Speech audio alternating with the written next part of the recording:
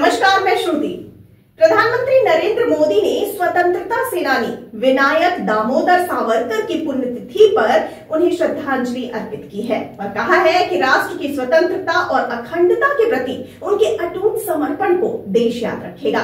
PM ने x पर एक पोस्ट में कहा कि स्वतंत्रता आंदोलन में उनके अमूल्य बलिदान, साहस और संघर्ष को कृतज्ञ राष्ट्र कभी नहीं भूल सकता।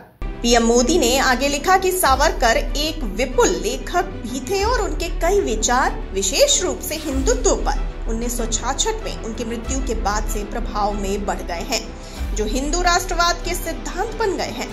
हिंदू महासभा के अध्यक्ष रहे सावरकर का निधन 1966 में हुआ था। बता दें कि केंद्रीय गृह मंत्री अमित शाह ने श्रद्धांजलि देते हुए सोशल मीडिया पर लिखा कि ओजस्वी विचारक, राष्ट्रवादी चिंतक और महान स्वतंत्रता सेनानी वीर सावरकर जी की पुण्यतिथि पर उन्हें कोटि कोटि नमन। उन्होंने आगे लिखा कि मातृभूमि, स्वयं, संस्कृति और राष्ट्र प्रथम के लिए किस प्रकार त्याग और समर्पण की पराकाष्ठा तक पहुंचा जा सकता है, यह सावरकर जी ने अपने जीवन से बताया।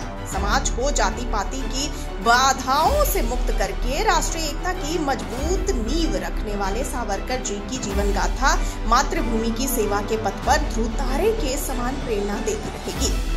आपको बताते चलें कि मुख्यमंत्री योगी आदित्यनाथ ने श्रद्धांजलि देते हुए लिखा कि महान स्वतंत्रता सेनानी, ओजस्वी, क्रांतिकारी एवं तेजस्वी विचारक दामोदर सावरकर की पुण्यतिथि पर उन्हें शत शत नमन। आगे लिखा कि उनका जीवन मां भारती की स्वतंत्रता और सांस्कृतिक पुनर्जागरण के प्रति अटूट समर्पण का प्रतीक है। उन्होंने राष्ट्रवाद, राष्ट्रहित और राष्ट्र धर्म का जो मंत्र दिया, वह आज हम सभी के लिए प्रेरणा स्रोत है। आगे आपको जानकारी के लिए बताते चलें कि वीर सावरकर का नाम भारतीय इतिहास में हमेशा से गर्व के साथ लिया जाता रहा है। हालांकि कुछ साल से देश में उनके नाम पर काफी विवाद छिड़ा हुआ है। कोई सावरकर को हीरो मानता है तो कोई विलेन।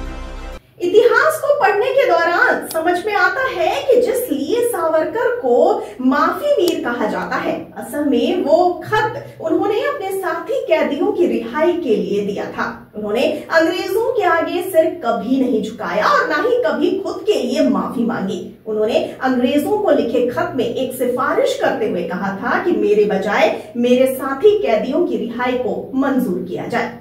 आपका इस पर क्या कहना है? अपनी राय हमें बताइए कमेंट सेक्शन में। मुझे दीजिए इजाजत। नमस्कार।